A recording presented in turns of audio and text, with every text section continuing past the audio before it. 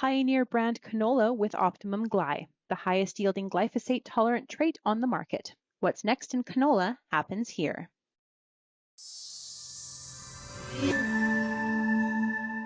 We are joined right now on Real Ag Radio to talk markets by Jon Driedger of LeftField Commodity Research based out of Winnipeg, Manitoba. Hey, John, how are we doing? I'm doing fine. How are you, Sean? Doing good. Doing good. I feel really good today. High energy, which maybe is a bit of a different description than the markets. They've been a little less energy, not going down, but not necessarily going up either. Yeah, we've been kind of range bound. I mean, I guess the one exception a little bit is canola has had a pretty nice run, but really, by and large, sort of in aggregate, yeah, we've kind of been range bound. We set a lot of those futures markets set their lows kind of in late August. Market was probably a little too pessimistic, had a run up. Funds were heavily short, got some short covering. Now we've sort of pulled back from the highs, and we've sort of settled into a bit of a range. And again, every crop maybe has its own story a little bit, but in some ways that's fitting in the sense that most markets are not excessively tight, and yet, you get good buying on the lows, and we've sort of settled into a bit of a sideways pattern. It's a little ho hum in some ways, really. I guess a positive is even with strong corn yields out of the Midwest, we're dealing with that supply well from a pricing perspective in the market. Yeah, I think so, and I think we've been seeing like a combination of things again as you get towards the lows. I mean, first of all, I think there has been pretty good end user buying. You uncover some demand. I think generally the farmer is in pretty good shape that he can be a patient seller. And so generally they've maybe been holding on a little bit tighter at the lows. Does slow farmer selling, does that, drive a rally? No. Does that maybe help provide a little bit of support in the market? I think it can. And so, I think that's where we help establish a bit of a floor on some of these markets, even if they're reasonably well supplied. But, again, if the supply is there, that does simply put on a bit of a ceiling. The market runs up. Maybe the US becomes a little less competitive in global markets. Young farmers catch up on some selling. You put in a bit of a ceiling, and again, it sort of lends itself to a bit of a sideways range at this stage of the game. And I think particularly now as the weather yield equation kind of is behind us for the northern hemisphere. We start to focus on demand, right? And there's been tons of focus on the U.S. trade deficit for agriculture. It's a big time concern south of the border for sure. You mentioned canola and it being, having a little bit of a better time as of late. What's driving that? Yeah, I mean, there's a couple of things I think with canola, and it's kind of, I mean, it is fascinating, and in some ways, some of these markets have been a little bit boring in some ways, and yet canola has been a unique story, and there, I mean, there's two parts. I mean, one certainly is the Canadian crop is maybe smaller than folks were thinking earlier in the year, so we got a smaller supply, and that's helping underpin canola. Maybe in contrast to, for example, the good yields in the U.S. for corn and soybeans. The other thing with canola as well is so China announces this investigation into anti-dumping, and so kind of the expectation is that suddenly China, our primary export market, is going to not take any Canadian canola, but that hasn't come into place yet, and so we're having this massive pull as importers in China is trying to maybe get ahead of what is likely or expected tariffs coming on board, and so you got this really strong pull from the export market there. The other part as well is we're seeing rapeseed prices in the EU push higher. Their production is smaller, so canola is one of those markets that globally is actually quite tight. Both in Canada and internationally. And so, there's a little bit more of a story, if you will. And part of it, I think, again, is trying to get ahead of what is expected to be a slowdown in purchases from China or stop altogether. So there's almost a bit of a stampede to get ahead of that. And that's contributing here to canola here in the interim. Yeah. When the news broke of China and the investigation of anti-dumping, we dropped to what $100 a ton. Lower than where we are today. We're almost exactly in that sense. So the bit of an overreaction. So and that's why a lot of people were saying be patient through this time. That has proven to be a good strategy if you followed that advice. There is a lot of speculation out there. in some cases, I'm not sure if one person said it at a meeting and everybody's like, oh, I heard somewhere. It's kind of, how rumors can spread fast and furious on some of this because we don't have confirmation. But there is somewhat of an expectation that China at some point, whether it's this fall or in the new year in Q1, will apply some sort of a tariff on Canadian canola. But they may have a lot of our 24 crop before we actually get to that. And then all of a sudden this becomes more of a 25 story. I don't, we have, like you mentioned, we have front loaded a lot of the exports. We're trying to push as much through the system as we possibly can. That's why the rail strike ending was so critical for a crop like canola. 25 crop of canola seems to be a little bit more of a tricky wicket in the meantime, though. Yeah, no, that's very true, Sean. And kind of backing up half a step, in hindsight, it's obvious, but we certainly felt at the time as that market got crushed. In some ways, it's a natural knee-jerk reaction based on the headline, and yet, as you say, like let's just see a little bit how this plays out. That's probably too pessimistic, and of course, that's what we've seen, and every week that there isn't a tariff put in place, more canola moves, and as you mentioned, we've already moved a good chunk of what our full year export forecast is. And so, that does roll into a 2025 story. And so, in terms of what that means, like there's so many, I mean, until we have answers, you just simply don't know. And so, one thing that certainly we think about is, so for example, if China essentially stops taking anything from Canada, ultimately, like, are they gonna either then not take a canola rapeseed period, or are they going to try and pull in from other countries? Because really, Australia would probably be the only other alternative that could provide canola in any kind of volume that China uses. And yet, at this point, Australia is not really able to export to China. So then would China open up to Australian canola? And I think there's a lot of work being done in that regard. And if that's the case, in some ways, from a longer term perspective, or at least as long as tariffs are on, that's probably the best thing that could happen for Canada, because then a whole bunch of that Australian canola moves into China, and it's more a shuffling of trade flows. Whereas if China just kind of tries to muddle through without, well, now there's a big demand hole, and that's really kind of a key piece of how this unfolds going forward, and it backs into politics and regulatory decisions and those sorts of things, but. Yeah, looking at the 2025 again, I mean, obviously, we'd love to have China taking Canadian canola. That's the best case scenario. But maybe the next best scenario is if they're not taking Canadian canola, they'll take Australian canola, and then Canada kind of slides in and fills in a bunch of those markets that Australia now won't be servicing. That's the not readjustment ideal. of the trade flows, right? It's Correct. Yeah, totally. Right. It's maybe not ideal, but it's like that's, I don't know, livable, or whatever language you want to put around that. But of course that's uncertain. So that's the cloud of uncertainty that we're operating under. Let's talk about our other uncertain topic, one that feels maybe a little bit less clear on where it's headed, is the ability to export pulses to India. We have obviously a lot happening in the mainstream news in regards to that, the lack of diplomatic friendliness between the two countries. What's happening from a trade perspective? Is product still flowing to India?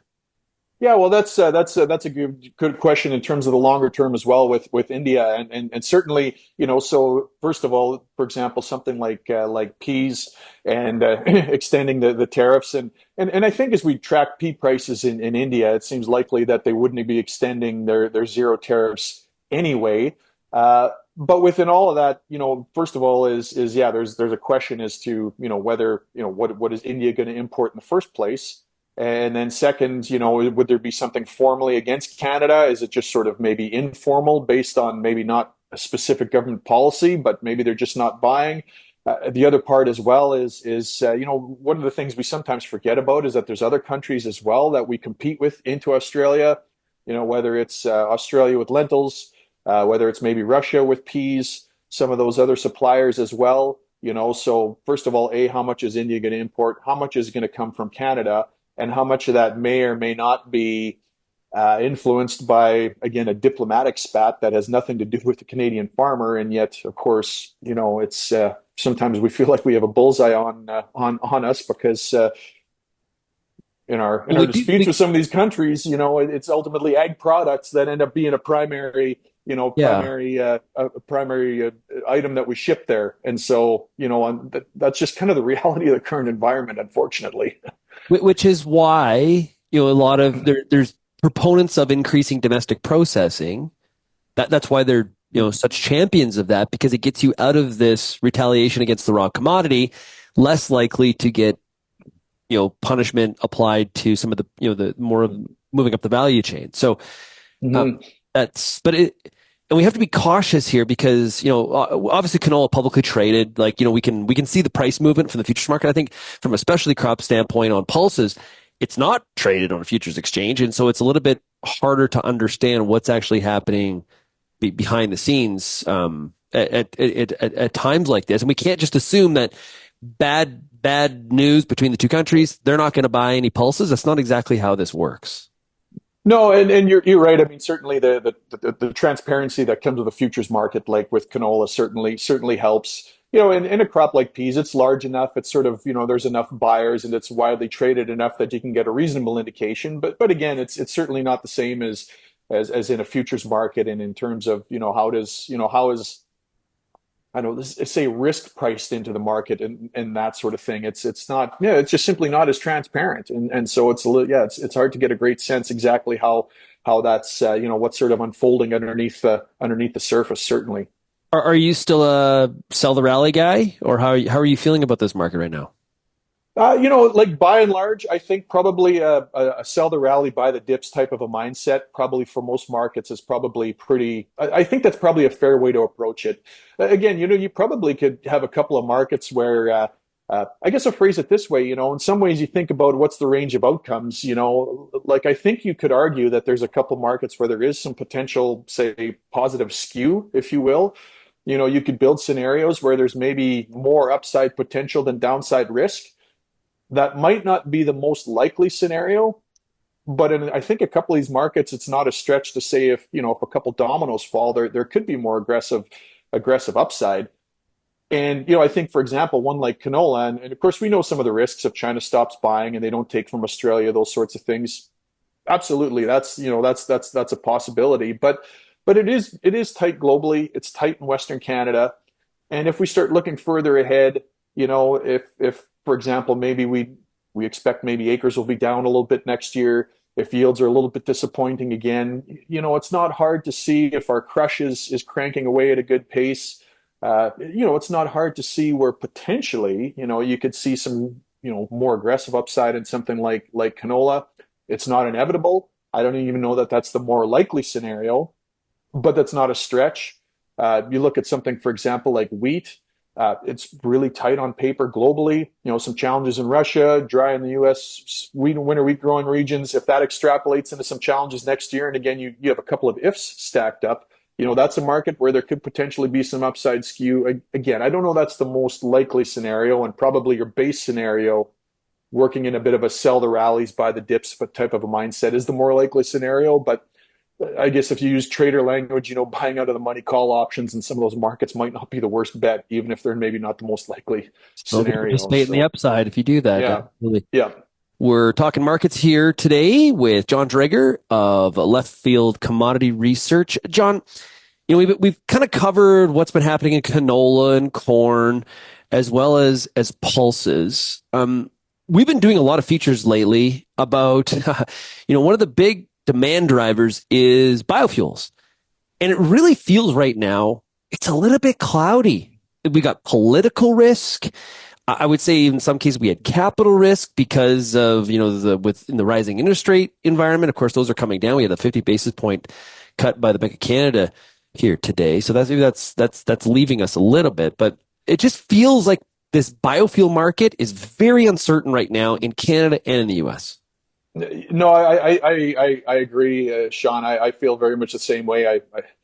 Yeah, so much uncertainty, right? So much uncertainty, and it's one of those, where you're uncertainty based on people making decisions, and sometimes when we're chatting with farmers or industry, like we're in an industry where agriculture, there's a lot of weather uncertainty, and if you don't like weather uncertainty, we're in the wrong business. Whether you're a farmer, whether you're an analyst, or whatever the case is, that we can sort of handle, and we sort of chose that. But there's so much uncertainty where we're trying to basically, where the path forward in a lot of these markets, more than ever, is based on people making decisions, often maybe for political reasons or those sorts of things. And I think in terms of particularly with renewable diesel, renewable fuels, uh, there's as you said, just enormous uncertainty, and people don't know, and these are huge long-term decisions that are being made, and people don't know what's going to happen even months from now, in terms Yeah. of what what that looks like. So it's yeah, it's an enormous challenge. Yeah, well, and when you say people don't know, I think it's even the people that that I lean on all the time that are really in the mix in the biofuel sector in Canada and in Washington D.C. And we're going to have Sarah Wyant from AgriPulse on Real Ag Radio here today. I'm going to ask her about what's happening with 45Z, that tax credit when it comes to renewable diesel and SAF, and she will likely say we're not really sure because the Treasury Department has been so quiet about what their intentions are. And they're never going to say, but I would love to be the fly on the wall in some of these corporate boardrooms of some of the crushers that have or intend to spend hundreds of millions of dollars. And there is so much political risk. We could have a change of government in Canada. We could have a change of government in the US. And at one time it was like, you know what? Either side of the aisle is supporting biofuels. There's a lot of reasons for it. That feels way less clear here right now. Yeah, no, I would agree. And I think a little bit, for example, say when the ethanol boom and wave kind of first started, of course, we're going back quite a few years. And it sort of felt like at the time, and as you mentioned, sort of both sides of the aisle, the ag industry loved it, the defense industry loved it, less reliance on foreign oil. Everybody loved it. There was enormous amount of political capital. There was enormous amount of actual capital invested, and it felt like that was just, it had momentum, and it wasn't going to, and maybe the pace of momentum, it ebbs and flows a little bit, but it was going in a clear direction. And I agree with you. It just feels a little different this time in the sense that there's a lot of uncertainty. I mean, of course, and it's been talked ad nauseum about how everybody's even more polarized than they've ever been. And so, yeah, there's just a lot more uncertainty. I think it's less inevitable, than it felt like, say, with, again, ethanol going back, in the early stages of that boom. It's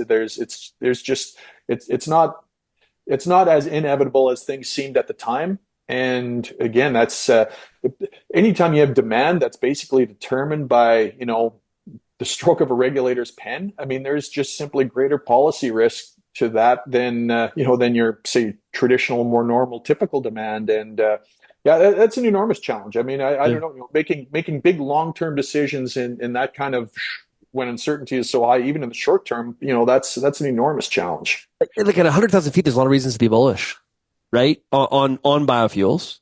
And I've been to a lot of conferences. You've been to a lot of conferences.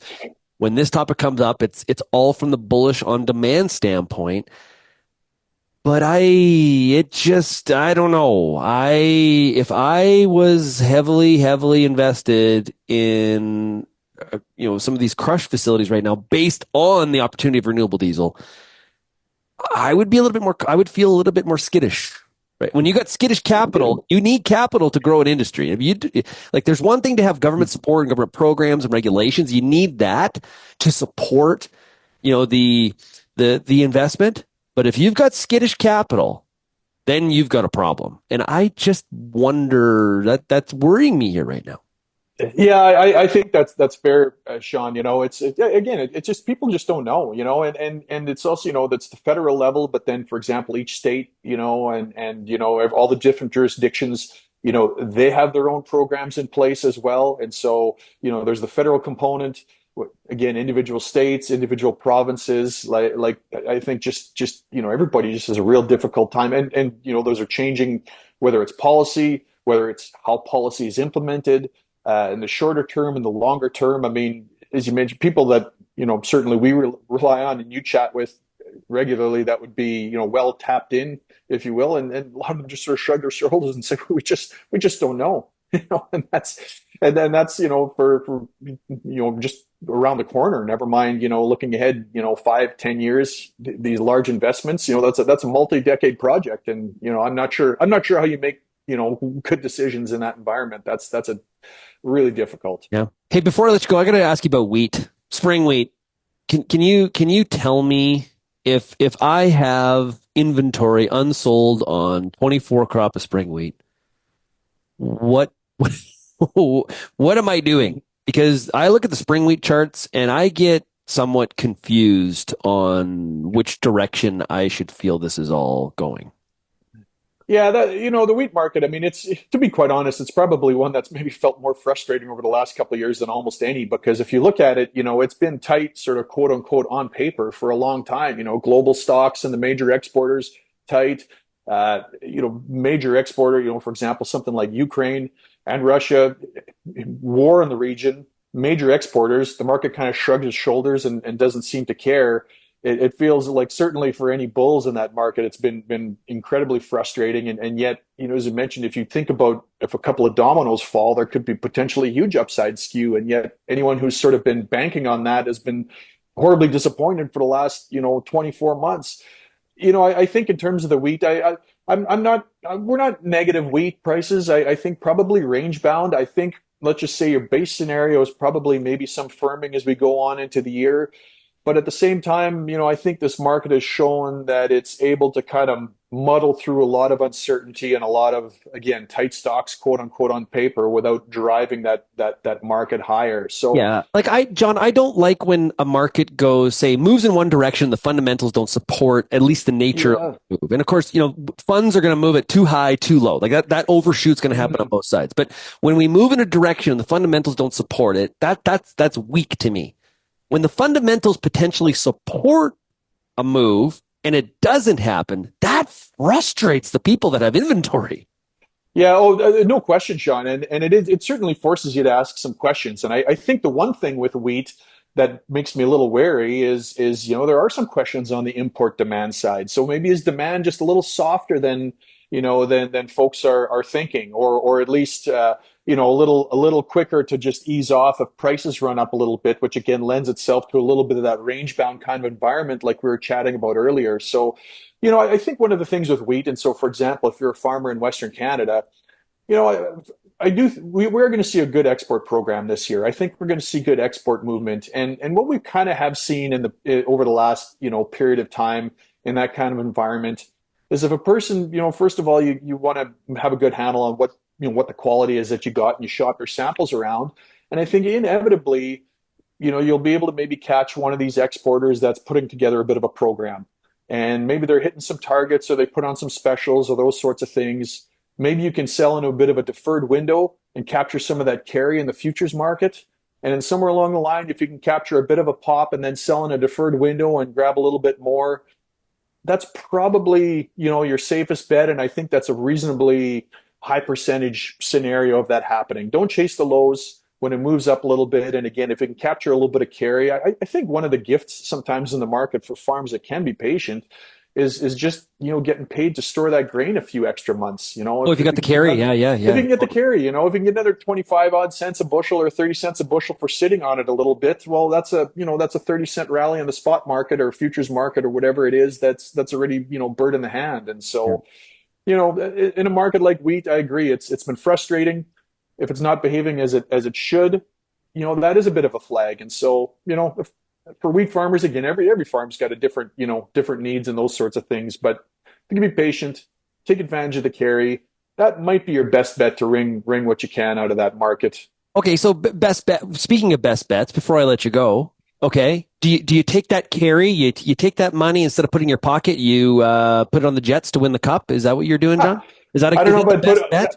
Yeah, I don't know if I'd put it on the Jets to win the cup. They're off to a great start, but I mean, they haven't exactly had a murderer's row of teams to play yet. So we're happy with the 6-0 start, and we'll be a little wary about getting too far ahead of ourselves. Although it's the start's been good. Hellebuyck looks good, so that helps. Maybe the two surprise teams of the year so far are the Flames and the Jets, which there you go. Who'd have thought? No way to go but down. That's how I look at it. That's right. Sell the rally. Yeah, exactly. Hey, John, thanks a lot for joining us here today. I really appreciate it. Yeah, I always appreciate it, Sean. Thank you.